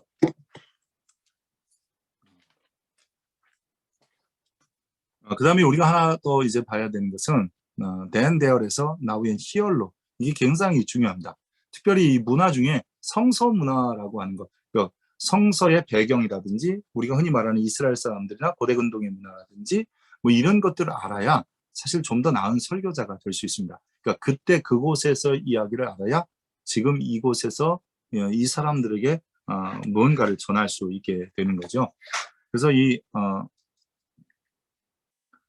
then, there, 그리고 now and here, 이 간격이 분명히 있어요. 그렇다면 이거는 동일하게 이래요. 회중과 설교자의 갭도 있어요. 여러분, 그 분명히 있고요. 교회라고 하는 것과 사회라는 갭도 있는 거예요. 그래서 이 갭을 얼만큼 줄이느냐에 따라서 설교자들이 즉 갭을 줄여주는 게 설교자이고요. 그리고 갭을 줄인 메시지를 통해서 설교를 들은 회중이 마치 then, there의 모습처럼 now and here에서 살게 하는 게 설교입니다. 회중의 문화와 설교자의 문화가 도 중요하고, 그 중에 먼저 우리가 이제 생각해야 되는 것은 설교의 이 성경이 기록된 본문의 문화와 지금 오늘 선포되는 설교의 문화 속에 어떤 갭들이 있는지를 알고 그것을 줄여야 좀 더 나은 설교가 됩니다. 그래서 이런 것을 위해서 먼저 간격이 있다는 것을 좀 인지해야 되는데, 어쨌든 성경과 그리고 오늘의 설교 속에는 언어적 간격도 있고요, 문화적 간격도 있고, 지리적 간격도 있고, 역사적 간격도 있고, 철학적, 세계관 간격이 있어요. 이거는 회중과 설교자의 관계도 이런 게 있는 거예요. 그러니까 이걸 얼만큼 내가 줄이느냐, 즉 이거를 어떻게 인지하느냐에 따라서 더 나은 설교자가 되는 겁니다. 그러니까 나만 혼자 그냥 옛날 얘기로 끝나면 댄데얼의 얘기입니다. 그냥 그때 주님이 그렇게 하셨어. 그럼 끝인 거잖아. 근데 지금 어떻게 할 거냐. 예를 들어서 여러분 이런 거죠. 오병이어의 기적을 일으켰어요. 그거는 그때 그곳에서 일어난 일이에요. 그럼 지금 여기에 어떻게 그것을 일으켜야 되느냐. 아니 그리고 그것을 설교할 것이냐. 이건 굉장히 고민스러운 일이고 그것을 우리가 알아야 되는데 그때 당시의 문화도 또 이 세계관도 철학도 알아야 되고요. 또 계속해서 그러기 위해서 필요한 게 뭐냐면 설교자가 이 문화적 접근도 해야 되고요. 혹은 문학적 접근도 해야 되고요. 역사적 접근도 하고 신학적 접근도 해야 됩니다. 그러니까 성경을 이 지금의 세계로 끌어오는 과정 속에서 이게 꼭 필요한 건데 그중에 이 문화라는 것이 분명히 있다는 것을 우리가 좀 인식하고 들었으면 좋겠습니다. 좀 더 하나 더 얘기하면 여러분 설교를 어떻게 전달할 것인가 이거는 이제 학습 이론이기도 한데요. 이걸 조금 여러분들이 보시면 좋으리라고 생각합니다. 그러니까 텍스트, 본문을 댄데얼의 사건을 학습자, Now and Here에 사는 사람들에게 가져올 때 성경 그대로를 설명한 이거를 여러분 우리가 흔히 말하는 펀다멘털리즘이라고 해요. 근본주의자적 해석이에요. 이제 근본주의 해석하시는 분들이 많았어요. 전에 어떤 설교자는 설교 시간에 성경만 읽어요. 사랑의 연하는 무엇입니까? 예, 1번 고린도전서 1장 몇 절에 보면 13장 몇 절에 보면 사랑은 무엇입니다. 뭐 그다음에 크게 두 번째로 예수님의 사랑은 어땠을까요? 뭐 이런 거. 성경만 읽다 끝나시는 분들도 있었단 말이에요. 그리고 또 성경만 그 시대 댄데얼만 설명해요. 댄데얼. 그때 예수님께서 뭐 이런 상황이었습니다. 이것만 설명하고 끝나면 결국 근본주의적 성경 해석이 된다. 근데 우리는 이제 성경을 해석하는 데 있어서 이 문학 비평이나 역사 비평이 필요합니다. 이 비평을 잘해야 즉 문학적으로 어떤 거냐, 역사적인 시대가 어떤 거냐 이런 것을 잘 알아야 좀 더 전달이 쉽죠. 근데 이 본문을 가지고 문학적이거나 역사적 비평만 성경 해석을 해도 이것도 문제가 되고요. 그리고 알레고리 해석이라는 구속사적 관점으로만 성경을 보는 것은 잘못하면 모형론, 메타포에 빠지게 되는 위험성을 가지고 있습니다. 또 영적 종말론적 해석하면 이것도 이 신비주의적 해석이 되어서 그렇게 설교자가 이 문화라고 하는 것은 그 시대의 학문이나 아니면 역사나 그리고 그들이 가진 이 세계관, 사고나 아니면 그들이 가진 영적인 세계 이런 것까지도 전부 합쳐서 이 텍스트를 통해서 문학과 역사 비평, 구속사, 영적 종말론적 해석을 통해서 결국 학습자에 대한 내열의 문제를 Now and Here의 문제로 끌고 와야 됩니다. 그러기 위해서 다시 한번 우리는 문화라는 것이 굉장히 중요하구나라는 것을 인식을 해야 합니다. 즉 성경과 오늘 시대에도 문화적 갭이 반드시 있고 또 설교자와 설교 사이, 설교자와 회중, 즉 설교를 듣는 회중 사이에도 문화적 갭이 있기 때문에 그 문화적 갭을 우리가 잘 인식하고 어떻게 하면 그 문화 속에서 가장 적절한 하나님의 말씀을 통해 하나님의 마음을 전달해서 하나님이 원하시는 사람으로 살게 할 것인가를 생각해 내야 되기 때문입니다. 정말 이렇게 발전해가는 문화들을 보면서 우리가 많은 생각을 해야 합니다. 특별히 이 목회자 혹은 설교자는 해석하고 전파하는 사람들이기 때문에 이 문화들이 중요하고요. 특별히 이제 성경에 관한 이야기를 한 번만 더 한다면 보통 이 성경과 설교 해석에 관한 이야기를 좀 많이 하는데 오늘은 요 정도로만 끝내려고 제가 짧게 하는데요. 설교자는 성경을 해석을 잘 해야 이 오늘 그 댄데얼의 사건을 Now and Here의 사건로 잘 끌고 옵니다. 근데 이 해석을 할 때 해석과 서기는 달라요. 서기는 성경을 연구하는 거예요. 그러니까 주석하거나 뭐 이런 거라면 해석은 그것을 여기에 문제로 성경에 있는 이야기를 여기에 문제로 깔아오는 게 바로 이 해석입니다. 그러니까 서기와 해석이 잘 되는 사람이 설교를 잘하는 사람이거든요. 근데 문제는 이 서기를 할 때 문제가 생기는 겁니다. 즉 주해나 해석을 하는 데 있어서 이 서기를 할 때 여러분 이 엑세제시스라고 하는 즉 이 성경 본문이 내게 뭐라고 말하는지를 자꾸 찾아야 되는데 많은 설교자들이 그렇게 하지 않고 아이세제시스 즉 다시 말해서 내가 해석을 해요. 이 성경 본문을 성경 한 절 읽어놓고 쉽게 우리 설교자의 표현을 한다면 성경을 한 절 읽어놓고 자기가 하고 싶은 얘기를 다 하는 거예요. 성경의 근거도 별로 없고 성경하고 얘기도 별 관심도 없어요. 그러니까 내가 오늘 성도들에게 하고 싶은 얘기, 우리 성도들에게 요구하고 싶은 얘기를 성경을 빗대어서 다 설교하는 거예요. 여러분, 이런 설교자가 너무나 많아요. 이건 정말 성경의 서기가 안 되는 거예요. 성경이 뭐라고 말하는지를 모르니까 어떻게 해석해서 전달할지도 모르는 거예요. 오늘날 우리들이 이 성경의 서기만 잘해도 메시지는 충분히 나와요. 그래서 뭐 설교할 거리가 없다든지 이 말은 무슨 말씀인지 모른다는 이런 얘기를 최소한 안 한다는 거죠.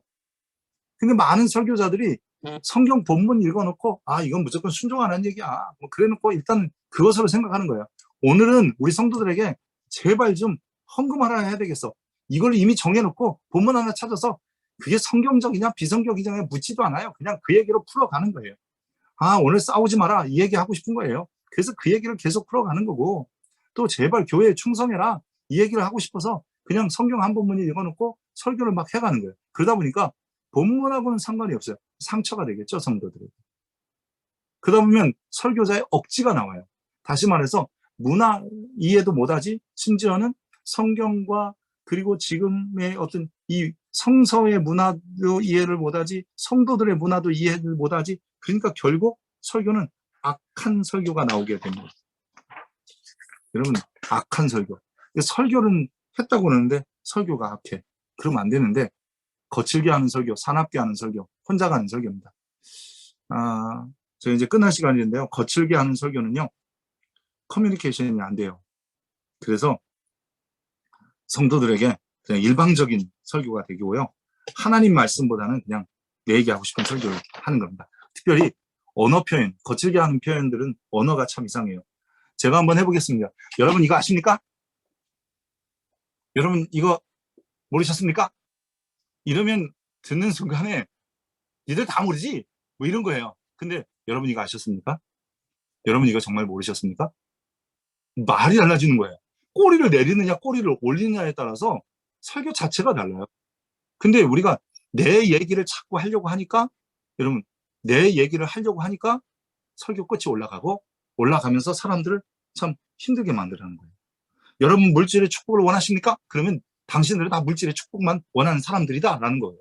근데 반대로요. 여러분 물질의 축복을 원하십니까? 그거는 주님이 여러분에게, 또 여러분이 원하는 거는 물질의 축복도 하나이다. 그것도 받아야 된다. 이런 언어가 되는 거죠.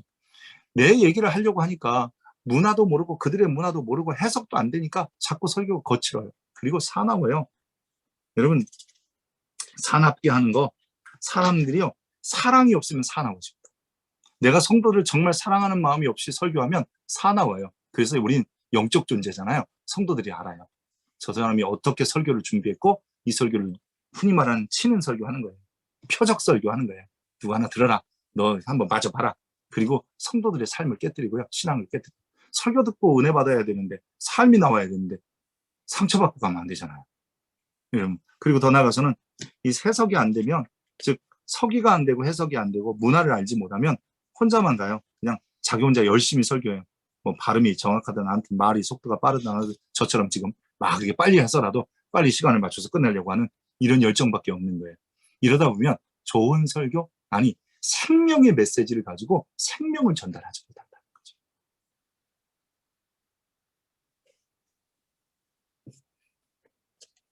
쉬겠습니다. 이렇게 하면 되는 거죠. 예, 지금부터 한 10분 쉬고. 예, 아이고, 감사합니다. 예, 다들 좀